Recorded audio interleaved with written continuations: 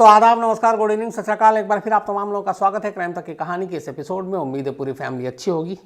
आज नए वीक की शुरुआत, मंडे का दिन। आज सुबह से न्यूज़ चैनल पर प्राइम मिनिस्टर नरेंद्र मोदी का वाराणसी दौरा और वहाँ बहुत सारे प्रोजेक्ट का उद्घाटन, शाम को गंगा आरती। और एक खबर फिर आई बड़ी अफसोसनाक जम्मू कश्मीर से कि जम्मू कश्मीर पुलिस कि एक बस पर आतंकवादियों ने हमला किया, 14 उसमें लोग घायल हुए हैं, उनमें से कुछ ही नाजुक है हालत पुलिस की। आज 13 दिसंबर है। आज से ठीक 20 साल पहले पार्लियामेंट अटैक भी हुआ था और उस अटैक को अगर टीवी पे कहूँ, मैं उससे पहले प्रिंट में काम कर चुका था, क्राइम रिपोर्टिंग। टीवी के लिए मुझे लगता है कि एक बहुत बड़ा हमला था जो शायद मेरी ज़िंदगी में, करियर में पहला था जिसे मुझे कवर करने का मौका मिला था। तो आज जब पता चला कि 20 साल हो गए तो बड़ा वो सारी चीज़ें नज़रों के सामने घूम गई। मुझे याद है सुबह का वक्त था, उससे एक दिन पहले मैं लेट घर पहुंचा था, करीब 1-2 बजे, और अगले दिन मुझे दफ्तर पहुंचना था। 12 बजे की शिफ्ट थी। मॉर्निंग में कोई और क्राइम रिपोर्टर था, लेकिन 11:15 के आसपास ही, बल्कि 10:30 के से 11:15 के बीच में खबर आ गई थी कि पार्लियामेंट पे अटैक हो गया। और तब मेरे पास यामाहा बाइक हुआ करती थी, मेरी फेवरेट, और उसको लेके भागा था और कैसे फिर पार्लियामेंट पहुंचा। फिर अगले कई दिनों तक वहीं, फिर लोग पकड़ाए, अफजल गुरु, फिर इंटरव्यू। तो वो सारी चीज़ें पार्लियामेंट अटैक के दौरान, जिसकी कहानी मैंने आपको इसी कहानी के एपिसोड में सुनाई है डिटेल में, तो जिन लोगों ने नहीं सुनी है वो सुन सकते हैं। वो पूरी साजिश, वो पूरी प्लानिंग, वो कैसे एक तरह से लोकतंत्र पे हमला था, क्योंकि लोकतंत्र की जो सबसे बड़ी चीज़ थी पार्लियामेंट, संसद भवन, वहाँ पे आतंकवादी घुस सकते हैं, इससे पहले किसी ने सोचा नहीं था। उसके बाद तो खैर अब सिक्योरिटी बहुत ही ज़्यादा वहाँ पे है पार्लियामेंट के अंदर, और बहुत ज़्यादा सख्ती भी है, तो अब घुसना भी मुश्किल है। अब आते हैं आज की कहानी के ऊपर। मुंबई पुलिस का एक मुखबिर, और वो मुखबिर मुंबई पुलिस को एक खबर देता है।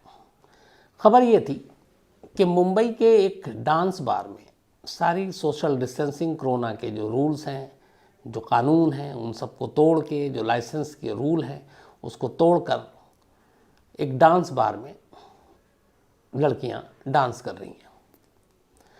मुंबई के डांस बार की कहानी मैंने आपको कई बार बताई है। वहाँ पे बाकायदा इसके लाइसेंस होता है, वहाँ पे सारी चीज़ें, एक जो डूज एंड डोंट्स है। लेकिन कोरोना ने बहुत सारी चीज़ों पे असर डाला, तो इस डांस बार पे भी डाला। फिर सुप्रीम कोर्ट तक भी मामला गया था। पहले डांस बार के सारे लाइसेंस वो हो गए थे। इससे बहुत सारी लड़कियां बेरोज़गार भी हुई। और अगर आप दूसरे पहलू से देखें, मानवीय पहलू से, तो बहुत हिंदुस्तान के अलग अलग कोने से वहाँ लड़कियाँ आती हैं, अपना पेट भरती हैं, अपने परिवार को पालती हैं।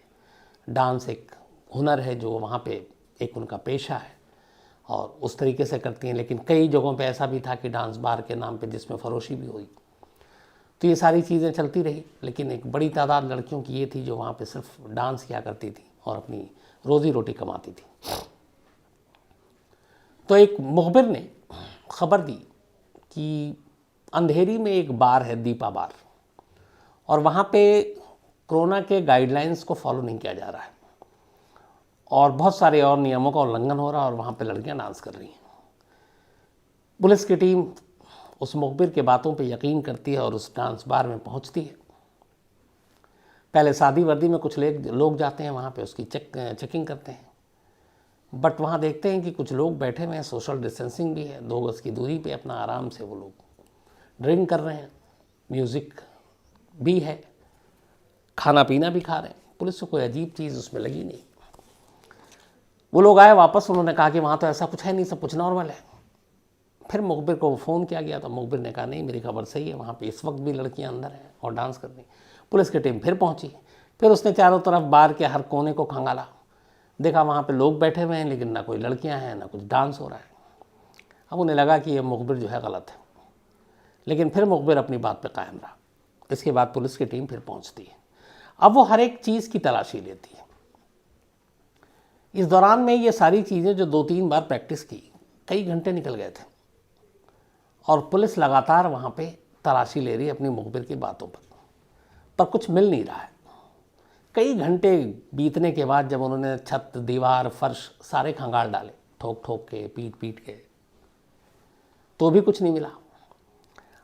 अचानक उनकी नज़र एक शीशे पे पड़ती है, जो उसी डांस बार में एक कमरा था जिसमें एक मेकअप, जो रूम एक तरह से आप कहें, जहाँ बार बालाएँ यानी कि डांस बार में जो लड़कियाँ काम करती हैं वो मेकअप करती हैं, तो उन्हीं का ड्रेसिंग टेबल था, उस पर एक शीशा था। लेकिन वो शीशा ड्रेसिंग टेबल से अलग दीवार में पूरी तरह से फिट था, यानी कि चिपका हुआ था। सारी चीज़ें पुलिस ने देख ली। अब उसे लगा कि ये शीशा दीवार में क्यों चिपका, थोड़ा सा अटपटा लग रहा था।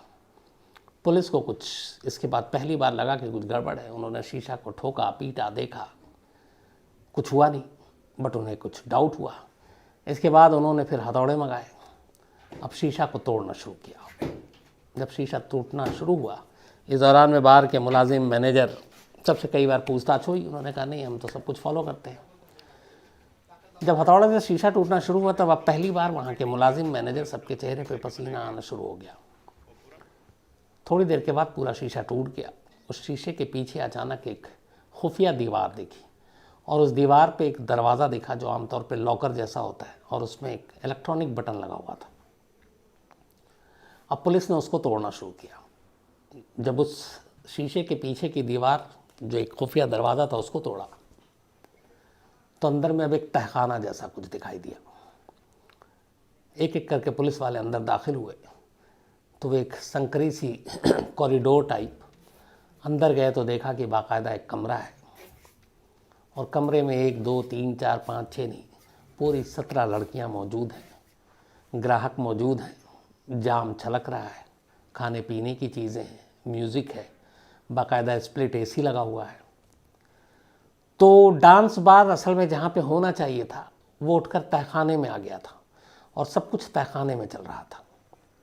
इसके बाद पुलिस एक एक करके उन सारी लड़कियों को बाहर निकालते हैं। वो जो ग्राहक थे उन्हें भी पकड़ा जाता है और तब पता चलता है कि एक नया धंधा है मुंबई में पुलिस की आंखों में धूल झोंकने का, कोरोना काल में भी अपने धंधे को चमकाने का, ताकि 2 गज की दूरी जो है वो पूरी भी ना हो और उनका काम भी हो जाए। अब 2 गज की दूरी ने 2 इंसानों के बीच एक तरह से कहें तो जो नज़दीकियाँ उसको फासले में बदल रखा है। लेकिन अब जहाँ डांस बार जैसे जगहों पे फासले तो चलते नहीं हैं, तो वहाँ फासले और नज़दीकी को कम करने के लिए ये शीशे की दीवार बीच में बनाई गई थी, जिसके पीछे एक तहखाना था और तहखाने के पीछे थिरकन थी और वहाँ तमाम लड़कियाँ नाच रही थी। तो खैर पुलिस ने फिर उन सबको गिरफ्तार किया और वहाँ से ले गए। ये तो रही एक पहलू कहानी की। कई बार, लगभग 10 बार तो मिनिमम, अगर मैं गलत नहीं हूँ तो, मैं हिंदुस्तान के अलग अलग रेड लाइट एरिया में शूट करने के लिए गया था। और जितने भी बड़े बड़े रेड लाइट एरिया, चाहे वो कोलकाता का हो, मुंबई का हो, दिल्ली का हो, तो इन जगहों पे पहुंचा। इनकी अपनी कहानी है, इसके ऊपर एक सीरीज़ भी बनाई थी मैंने, आप लोगों को बताया भी था, सहमी गलियां के नाम से। सोशल मीडिया पे आज भी पड़ा होगा, आप में से कोई अगर ना देखा हो तो आप देखिएगा ज़रूर। तो ऐसी कई जगहों पे गया शूट के लिए, स्पेशल शूट के लिए, लोकल रिपोर्टिंग के लिए। दिल्ली में श्रद्धानंद मार्ग है, जिसको जीबी रोड भी जानते हैं लोग, और ये एक रेड लाइट एरिया है। इत्तेफाक की बात यह है कि उसी रेड लाइट एरिया का एक हिस्सा एशिया की सबसे बड़ी अनाज मंडी है, जहाँ पे सबसे ज़्यादा होलसेल में अनाज बिकता है। उसके थोड़ा सा आप राइट लेफ्ट जाएं तो होलसेल का एक और सबसे बड़ा बाज़ार सदर बाज़ार है, लाहौरी गेट। तो ये सारी चीज़ें आसपास में हिस्टोरिकल प्लेस हैं। तो पहली बार एक कमला मार्केट थाना है जिसके अंडर में ये जीबी रोड आता है, वहाँ के एक एसीपी हुआ करते थे, उनसे दोस्ती थी। तो एक दिन फ़ोन आया कि हम लोग एक दबिश डालने जा रहे हैं, क्योंकि नॉर्थ ईस्ट की एक पेरेंट्स, एक फैमिली आई हुई थी और उन्होंने कहा कि हमारी बच्ची है जो नाबालिग है, उसकी उम्र मुश्किल से 13 साल होगी, और उसको कुछ लोगों ने बहला फुसला कर नॉर्थ ईस्ट से लेकर दिल्ली आया और यहाँ किसी दलाल के हाथ में बेच दिया, और इस वक्त तो श्रद्धानंद मार्ग में रेड लाइट एरिया कोठे पे कैद है, तो मदद कीजिए। पुलिस की टीम ने पहले अपने मुखबिरों के जाल बिछाए, पता किया जीबी रोड में भी डांस के लिए, मुजरा के लिए लाइसेंस है, जिसमें फरोशी के लिए लाइसेंस नहीं है, और माइनर बच्चियों के लिए जो बालिग नहीं है उनके लिए तो डांस और बाकी किसी भी चीज़ के लिए आप उस कोठे पे आप रख ही नहीं सकते। लेकिन एक कड़वी सच्चाई ये है कि पुलिस की ही मिली भगत से ज़्यादातर नाबालिग बच्चियां भी आपको यहाँ मिल जाएंगी। तो इस नॉर्थ ईस्ट की फैमिली की अपील पर, उनकी शिकायत पर पुलिस की एक टीम तैयार होती है, मुखबिरों का जाल बिछाती है। फिर पता चलता है कि फ़लाने नंबर, यहाँ कोठे का अलग अलग नंबर है, कोठे पर ये बच्ची कैद है और इसको ख़रीदा गया और जिस उस कोठे की मालकिन ने ख़रीदा है वो उसको जिस्म फरोशी के धंधे में उतारना चाहती है और उसके ऊपर बहुत जुल्म हो रहा है। आपने अक्सर फिल्मों में भी ये सारी चीज़ें देखी होंगी। तो मुखबिर से ही पता चला बिल्कुल सही कि इसी कोठे पे है। इसके बाद पुलिस की टीम ने रेड डालने का फ़ैसला किया और फिर कुछ जर्नलिस्ट भी साथ हो लिए, जिनमें से एक मैं भी था। हम लोग उस कोठे पे पहुंचते हैं। अंदर पुलिस जाने के बाद सभी को, एक जो भी उस वक्त थे वहाँ पे, जो बाहर से बहुत सारे जो ग्राहक आए हुए थे वो भी थे, जो वहाँ पे सेक्स वर्कर थी वो भी थी, जो दलाल थे वो भी थे, जो मालकिन थी कोठे की वो भी थी। तो ग्राहक को तो एक एक करके पुलिस ने पकड़ा, नीचे गाड़ी में बिठाया गया। बाकी लड़कियों को भी फिर अलग किया गया, मालकिन को अलग किया गया, दलाल को अलग किया गया। अब कोठे की तलाशी शुरू हुई। छोटे छोटे दरबे नुमा कमरे हैं वहाँ पर, मतलब इतना समझिए कि बस शायद एक शख्स ही उसमें लेट जाए और दो से ज़्यादा तो सवाल ही नहीं है कि खड़ा भी रह पाए। बदबूदार, सीलनदार, मतलब वहाँ आपको 2 मिनट भी खड़े रहने का मन नहीं करेगा। लेकिन दुनिया के सबसे पुराने धंधे की ये सारी दुकानें हैं तो चलती भी हैं। तो पुलिस ने एक एक कर सारे ऐसे दरबे नुमा कमरे की तलाशी लेनी शुरू की। करीब 1.5 घंटा बीत गया, हम लोग भी वहीं हैं, लेकिन वो बच्ची नहीं मिली।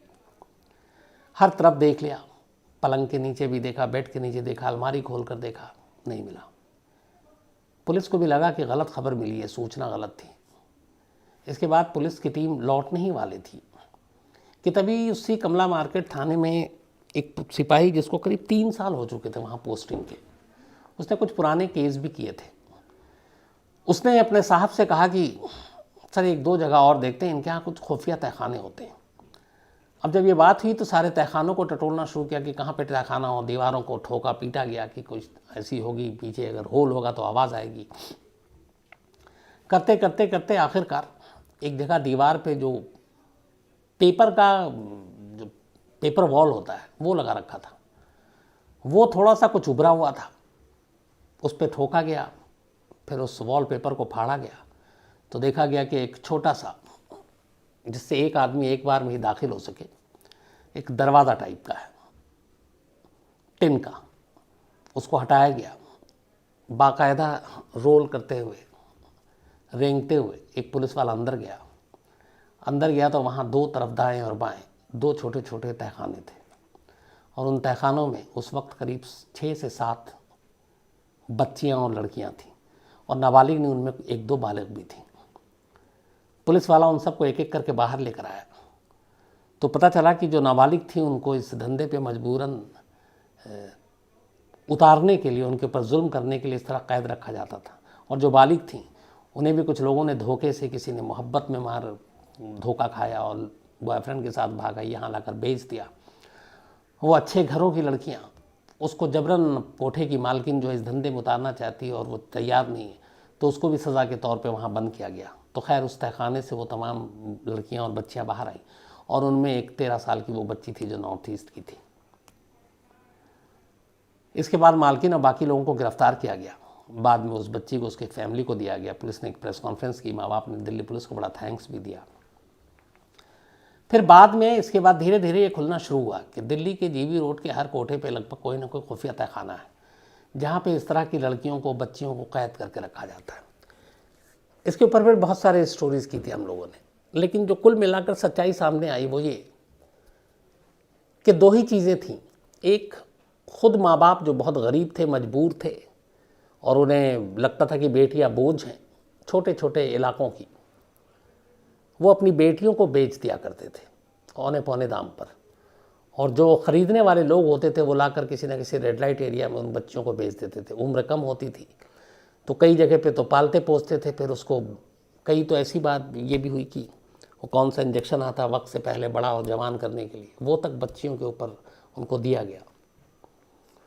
और दूसरा तरीका ये था कि एक बड़ी तादाद ऐसी लड़कियों की थी जो इश्क मोहब्बत में पढ़कर धोखा खाती हैं, भाग गई वो अपने बॉयफ्रेंड के साथ। उसने सपने दिखाए कि चलो हम शादी करेंगे, शहर में रहेंगे, दिल्ली में, मुंबई में, कोलकाता में, और उन्हें पता ही नहीं यहाँ लाकर उन्होंने कब उसी के जिसके लिए उसने अपना घर छोड़ा वो उसको लाकर दलाल के हाथों बेच देते और भाग जाते। इसके बाद उस लड़की के ऊपर जुल्म और सितम की एक लंबा जो सिलसिला है वो शुरू हो जाता, क्योंकि जो पैसे लगाता फिर वो पैसा वसूल करने के लिए किसी भी हद तक जा सकता। और यहाँ पे बहुत सारी ऐसी मालकिन कोठे की थी जो जुल्म की जो इंतहा करती थी। तो एक बड़ी तादाद ऐसी लड़कियों की थी। वक्त वक्त पर दिल्ली पुलिस या बाकी स्टेट की पुलिस ऐसे ऑपरेशन करती है, ऐसे लोगों को बचाती है, निकालती है। लेकिन आज भी हिंदुस्तान के ऐसे तमाम रेड लाइट एरिया में ऐसे बहुत सारे तहखाने हैं, उन कई सहमी गलियां हैं जहाँ पे ये बेबस, मजबूर, लाचार लड़कियां हैं जिनमें से ज़्यादातर अपनी मर्ज़ी के ख़िलाफ़ इस पेशे में हैं। और एक बार अगर वो पेशे में आ जाती हैं तो फिर वापस लौटना भी नहीं चाहती हैं कि अब वो सभ्य समाज में, सोसाइटी में कैसे जाएं। माँ बाप को पता चला, पड़ोसियों को पता चला कि उनकी बेटी क्या करती है तो वो सर उठाकर जी नहीं पाएंगे।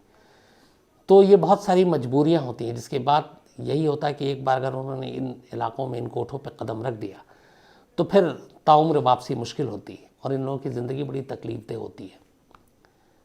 कोठों पे कई बार ये बच्चों को जन्म देती हैं, बच्चे वहीं पलते हैं, बढ़ रहे होते हैं।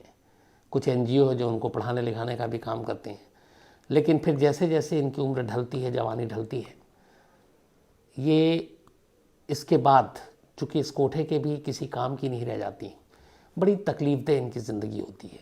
कभी इनकी ज़िंदगी में अगर झांक के देखा जाए तो बेपनाह गम ही गम मिलता है। तो ऐसे बहुत सारे तहखाने थे। आज पता नहीं क्यों ये जो कहानी आई थी मुंबई की, तो मुझे लगा कि मैं कोई कहानी सुनाने की बजाय जो अपनी ये चीज़ें आपसे शेयर करूं जो मैंने खुद देखी थी, और इसीलिए ये सारी चीज़ें आपके सामने रखी।